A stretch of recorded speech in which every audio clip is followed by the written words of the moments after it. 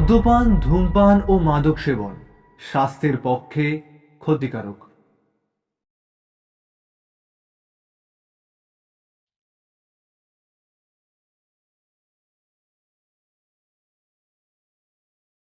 রাতের রেডিওর আজকের নিবেদন নারায়ণ গঙ্গোপাধ্যায়ের লেখা জগন্নাথের ঠ্যাঙা। সাহিত্যিক এবং অধ্যাপক নারায়ণ গঙ্গোপাধ্যায়ের জন্ম 1919 সালে। এমএ পরীক্ষাতে কলকাতা বিশ্ববিদ্যালয় থেকে তিনি বাংলাতে ফার্স্ট ক্লাস ফার্স্ট হয়েছিলেন। কলকাতা বিশ্ববিদ্যালয় এবং সিটি কলেজে তিনি অধ্যাপনা করেছেন। টেনিদার সৃষ্টিকর্তা এই লেখক মূলত কিশোর সাহিত্যের জন্য বিখ্যাত। লিখেছেন বহু গল্প, উপন্যাস এবং নাটক। আজকের গল্পটি আমরা নিয়েছি কামিনী প্রকাশালয় থেকে প্রকাশিত মজার অদ্ভুত গল্প এই বই থেকে। প্রধান চরিত্রে দুঃখীরাম এবং লাঠি। এইবার আপনাদের মনে প্রশ্ন আসছে যে লাঠি কিভাবে প্রধান চরিত্র হতে পারে। জানতে হলে পুরো গল্পটা শুনে ফেলুন দেখি। গল্প পাঠে এবং গল্পের সূত্রধার আমি জয়জিৎ। শুরু হচ্ছে জগন্নাথের ঠ্যাঙা।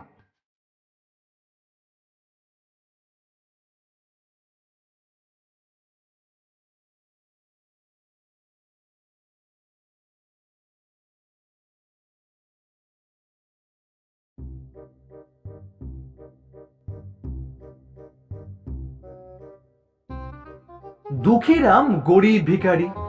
বয়স তার খুব একটা বেশি নয়, তাকে জোয়ানি বলা চলে।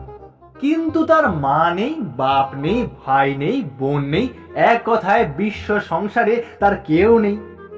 তাতেও দুঃখীরামের দুঃখ ছিল না। খেটে খুঁটে পেটের ভাতের জোগাড়টা সে করতে পারত কোনো রকমে। কিন্তু একটা পা আবার তার ছিল খোড়া। কাজেই ভিক্ষে ছাড়া তার আর কোনো গতি নেই। দুপুরের কড়া রোদ্দুরে পাড়াগাঁয়ের রাস্তায় দুঃখীরাম ভিক্ষে করে ফিরছিল। দারুণ গরম, যাকে বলে একেবারে বাইরে আগুন ছুড়ে বেড়াচ্ছে। দুঃখীরাম আর চলতে পারল না। পথের ধারে মস্ত একটা অশ্বত্থ গাছ গোল করে ঠান্ডা ছায়া ছড়িয়েছে।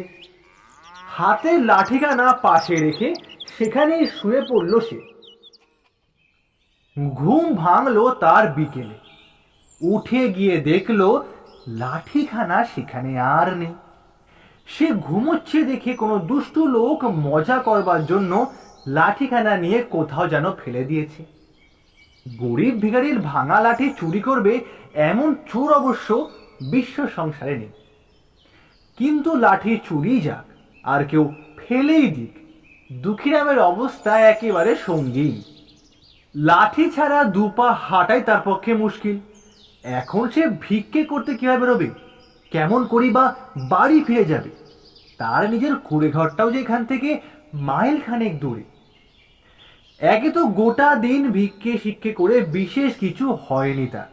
পেটে খিদের আগুন জ্বলছে, তার ভেতরে এই বিপদ। দুঃখীরাম আর সইতে পারল না, ঝরঝরিয়ে কেঁদে ফেলল সে।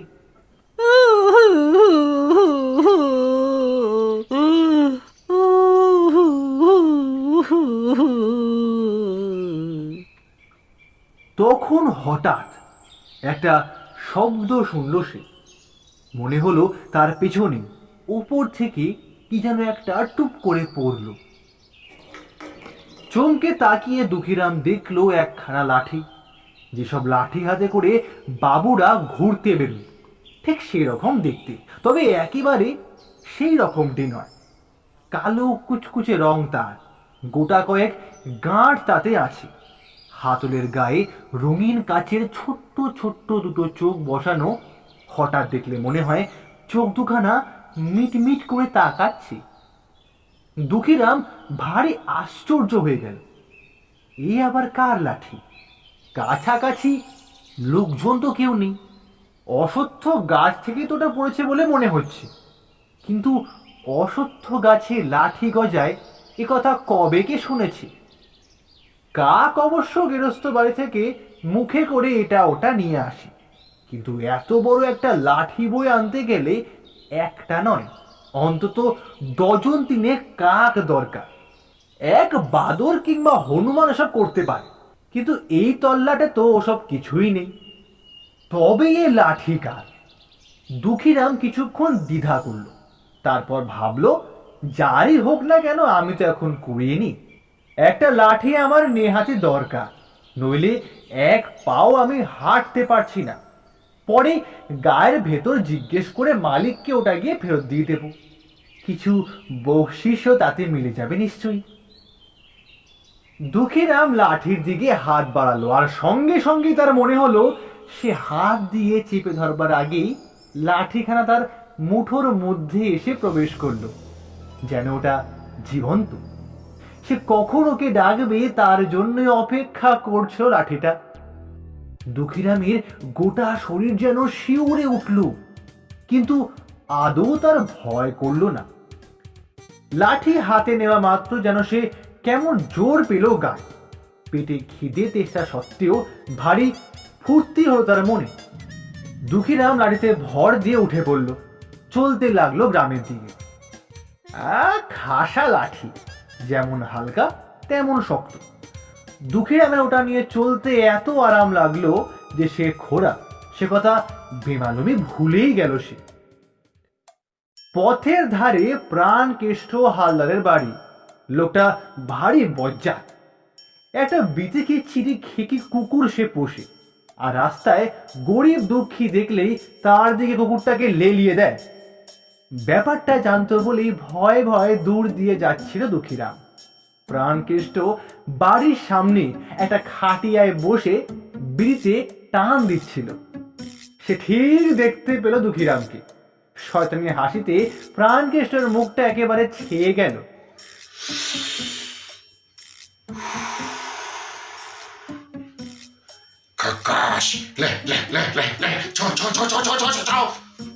খোকস হলো প্রাণকেষ্টর সেই বিটকেল কুকুরটার নাম।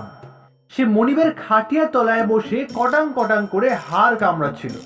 শুনেই তরাক করে লাফিয়ে উঠল। তারপরে খ্যাঁ খ্যাঁ করতে করতে তাড়া করলো দুঃখীরামকে।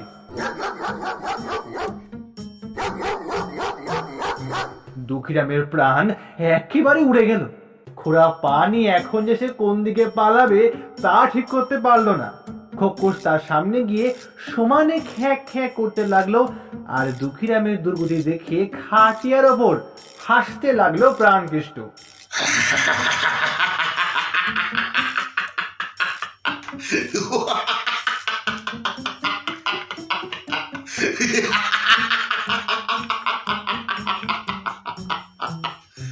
কিন্তু হাসি তার বেশিক্ষণ রইল না। হঠাৎ ঝাঁ করে দুঃখীরামের হাত থেকে ছিটকে বেরিয়ে পড়লো লাঠিখানা, আর তারপরে ধপাং। কুকুরের পিঠে এসে লাঠির ঘা কত পড়তেই কাঁই কাঁই করে খোকস লেজ গুটিয়ে ছুট লাগালো।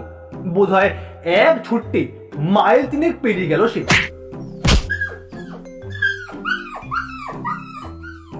এবার লাঠি গিয়ে পড়লো প্রাণকেষ্টর পিঠে। সে কি মার! বাপরে মারে করে চিল্লামিল্লি শুরু করলো প্রাণকেষ্ট। এরকম মারে তার দাঁত কপালে লেগে যাওয়ার জোগাড় হলো।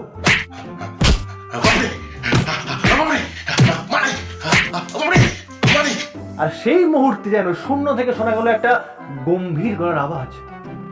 এ হলো জগন্নাথের ঠ্যাঙা। যেসব বদমাশ লোক অকারণে পরকে কষ্ট দেয়, এ হলো তাদের দাওয়াই।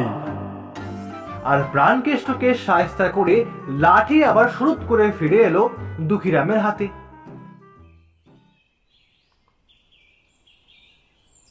দুঃখীরাম হা করে কিছুক্ষণ দাঁড়িয়ে রইল। কি যে ঘটল সে তার বিন্দু বিসর্গ বুঝতে পারল না। শুধুমাত্র দেখতে পেল ত্রিসীমানায় খেকির কোনো চিহ্ন নেই। আর প্রাণকেষ্ট তখনও বাপরে মারে গেলুমরে বলে চিল্লামিলি করছে। দুঃখীরাম আবার এগিয়ে চলল। এতক্ষণে বুঝতে পারলো সে নিজে চলছে না, লাঠিটাই তাকে হাত ধরে এগিয়ে নিয়ে যাচ্ছে। যেদিকে সে যেতে চাইছিল সেদিকে সে যেতে পারল না। তার বদলে লাঠি তাকে পাশের গ্রামের দিকে নিয়ে চলল। দুঃখীরাম কিছু ভাবতে পারছিল না। তার মনে হচ্ছিল যেন স্বপ্নের ঘোরের মধ্যে সে পথ চলছে। চলতে চলতে বেলা গড়িয়ে এলো। মাঠের ওপারে সূর্য ডুবলো, অন্ধকার নামলো।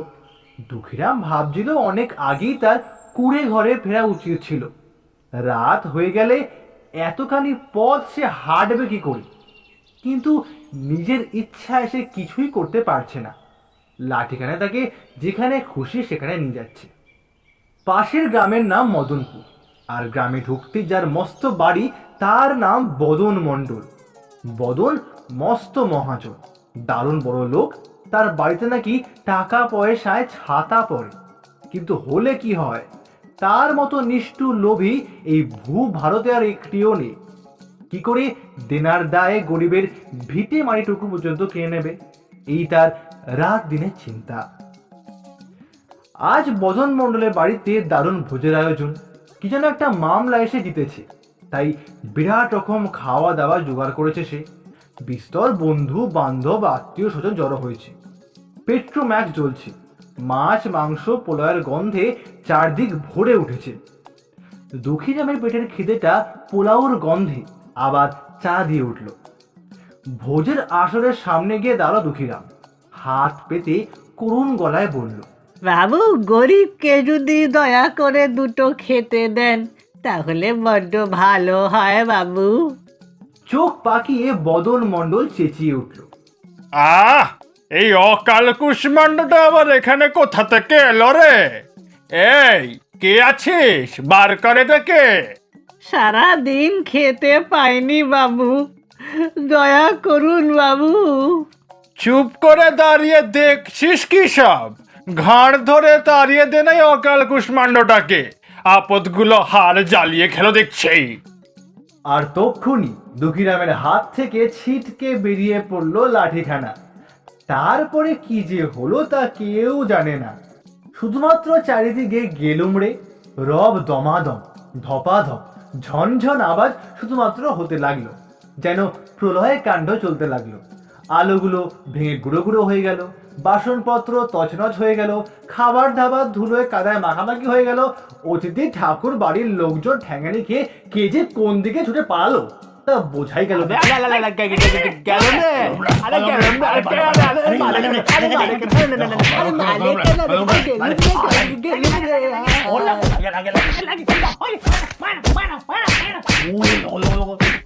সবচেয়ে বেশি লাঠি পড়লো বদন মণ্ডলের পিঠে, সেটা বলাই বাহুল্য। আর শূন্য থেকে মোটা গম্ভীর গলায় কার যেন আওয়াজ শোনা গেল, যারা লোভী, যারা নিষ্ঠুর, গরিবকে যারা খেতে দেয় না, জগন্নাথের ঠেঙা এইভাবেই তাদের শায়েস্তা করে থাকে। এখন 1 বছর কেটে গেছে। দুঃখীরাম এখন বদন মণ্ডলের জামাই। তার হাতের ঠ্যাঙার গুণ দেখে মণ্ডল বুঝেছে খোড়ার গরিব হলে কি হয়। দুঃখীরাম আসলে একটি সাংঘাতিক লোক, তাকে দিয়ে অনেক কাজ হবে। তাই নিজের একমাত্র মেয়ের সঙ্গে বিয়ে দিয়ে দুঃখীরামকে ঘর জামাই করে রেখে দিয়েছে। রাজার হালে আছে দুঃখীরাম। মাংস মাছ দুধ ঘি মিঠাই মন্ডা খেয়ে হাতির মতো মোটা হচ্ছে সে। সে যে কোনোদিনও রাস্তায় রাস্তায় ভিক্ষে করে বেড়াতো সে কথা তার মনেও পড়ে না। তার এখন চাল চলনই আলাদা হয়ে গেছে। সেদিন দুপুরবেলা রূপোর থালায় ভাত খাচ্ছে দুঃখীরাম। পাতে মস্ত একটা রুই মাছের মুড়ো, শাশুড়ি পাখা হাতে তাকে বাতাস করছে। এমন সময় কি করে অন্দরের দরজা দিয়ে ঢুকে পড়ল একটা ভিখিরি বউ, সঙ্গে তার হাড় জিরজিরে 3-4টে ছেলে মেয়ে। কঙ্কালসার হাত বাড়িয়ে ভিখিরি বউ বলল, দুটি খেতে দেবে মা? চাকর বাকর হইচই করে উঠল। ভিখিরি বউ কেঁদে কেঁদে বলল, আমি কিচ্ছু চাইনি, বাচ্চাগুলো যদি মরে যায়। এবার বেজায় রেগে দুঃখীরাম বলল, ও কি জ্বালা দেখছি! এসব ভিখিরিদের জন্য কি এক মুঠো ভাতও শান্তিতে খাওয়া যাবে না? করছিস কি সব? মেরে তাড়িয়ে দে না। দরজার কোণেই দাঁড়িয়ে ছিল দুঃখীরামের সেই লাঠিখানা। হঠাৎ যেন হাওয়ায় উড়ে এলো সেটা। তারপরেই দমাদম ধপাধপ ঝনাঝন। কোথায় গেল রূপোর থালা, কোথায় গেল মাছের মুড়ো, কোথায় বা উবে গেল শাশুড়ি মা। 3 ঘা ঠ্যাঙানি খেয়ে চিত হয়ে পড়ল দুঃখীরাম।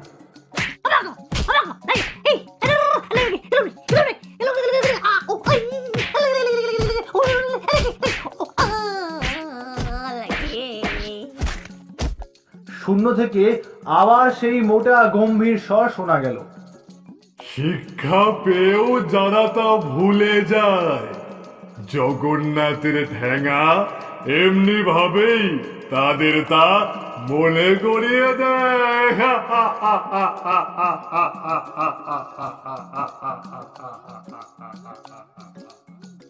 জ্ঞান হয়ে দুঃখীরাম দেখল সে সেই অসত তলায় পড়ে আছে।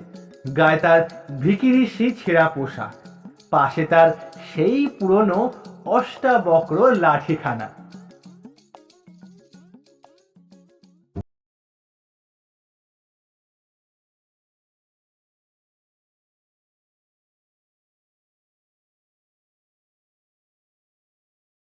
শুনছিলেন জগন্নাথের ঠ্যাঙা, লেখক নারায়ণ গঙ্গোপাধ্যায়।